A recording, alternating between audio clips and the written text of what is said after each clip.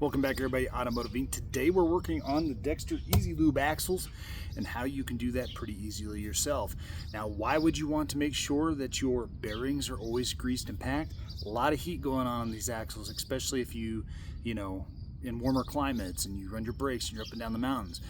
It's a good way to do maintenance on your trailer to protect your investment, okay? So, you might want to know, how do I even know if I have the Dexter EZ Lube axles? Well, if you're lucky enough to have a coach that they told you that, or you have all the owner's manuals and stuff, you can check it. The only other way would be then to pop off the wheel itself and look at the actual hub. Now, if the hub just has a metal cap on it and you pop that cap open and there's a castle nut with a cotter pin, then you don't have the EZ Lube axles. Now, a lot of trailers do have them, and it is a cool little upgrade and it's neat to do. Before we get too far into it, guys, make sure you smash the subscribe button, helps a small channel out, and make sure you give a thumbs up and notification bell at the end of it so you know we're posting new content. So first things first, this actually has a plastic cap on it. Let's take a look. So if you have one of these caps and it looks like it has a little groove right there to pop that off, more than likely you can get in there and take a look and see it. Now, inside this, there's a little rubber cap that's on the EZ Lube axle itself that actually says EZ Lube. Don't poke through that. So if you have this, you can take it off. If you have a solid cap, more than likely you're going to have to take off this wheel and make sure. So make sure no matter what you do, you have it blocked, you have it chalked and everything.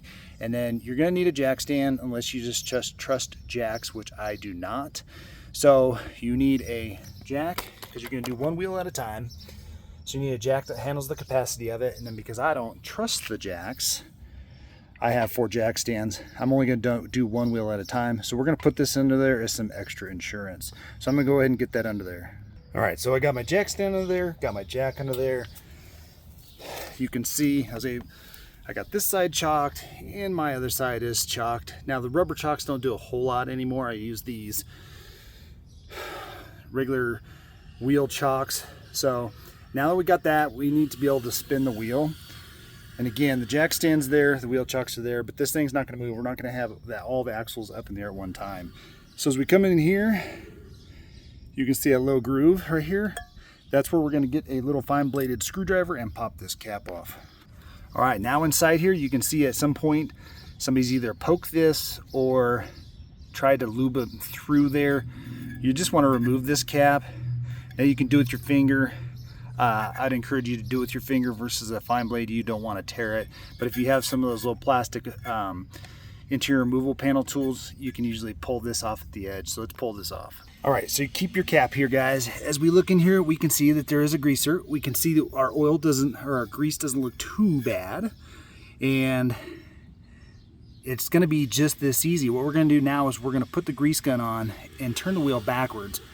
And what the EZ Lube system does, basically, it has a way as you pump new grease in and you turn it, it's basically kind of pushing the new oil through the hub around the bearings and then back out. Now, if you have old school bearings, the process is very much the same. You take the drum off, you get to the bearings and pull them out, you pack them with grease, and that's about it. This system eliminates a little bit of the mess, but there is going to be some mess. Now, I will link the pistol grip and the type of grease I use.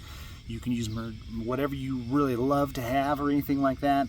But I just use the red and tacky from Lucas. And so we're going to start working through this, and I'm going to basically kind of just show you the procedure of how it works and what it's going to look like. Hopefully, as that grease comes out, we don't see any metal shavings. Now, when I was in the RV industry, we worked on trailers, horse trailers, tow behind trailers, and all of the trailer guys said that most of the time, the damage came from, one, overturning, cranking these cheap ass axles too tight, damaging them, hitting curbs, and lack of maintenance with the bearings. So again, cheap insurance. So how often should you do this? Why not do it once a year? Just to keep it fresh, especially if you're towing a lot. If you only go on 1 or 2 trips a year and it gets stored inside and the axles are never in water, yeah, you might be able to squeak by a little bit longer, but then again, cheap insurance. So let's get the grease gun on there and we'll show you how she works. All right, so as we get going, we're just gonna start greasing it through. And what you're gonna see is my tip isn't 100% tight, so we're gonna get that tightened up. Now guys, this is a time-consuming process. You're gonna keep working this and working this and working this. until you start seeing the old grease pile up inside the hub area back here. And you'll see when the old grease starts coming out the hole.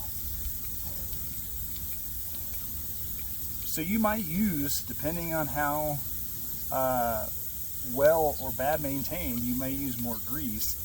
But we can see that it's starting to pile up in the hole there. And the new grease is bright red. The old grease is going to have some coloring to it, purpley black, depending on how hot it is. So you can kind of see it coming out the hole there, and I can see on the back trailing edge of it the new red grease. So you can kind of see it coming out the hole there, and that's really what you're looking for, is to see where the old grease ends, and you can see my red grease there, where the new grease starts pushing out the old grease. So once you get from there, guys, you can go ahead and remove your grease gun. So right there we can see that we have our new grease that was coming off the grease gun. We can see that red in the back there and the purple. From this point, if you think you still need more grease in this axle, you're going to have to clean this out. That's why you're going to want a pair of gloves. You just scoop it out, clean it out, kind of wipe the inside of it out with a shop rag. And then if you think you need more, go ahead. The good thing, I don't see anything in here. This grease doesn't look horribly broke down. Looks like it still has some viscosity left to it. So we're going to scoop this out, and I'll show you what she looks like done. All right, so what I like to do is, these are very, very sharp. They're not finished, so be careful. You're going to be sticking your finger in there. I find it easier to take a flat blade screwdriver and just kind of rake it around the edge to get the goo out. Then once you get done with that, you're just going to be done. We got all the good grease in there. Now you can take your little rubber cap and snap that bad boy back in there. And then if you want to take a screwdriver in this little area and kind of scoop it out, you can.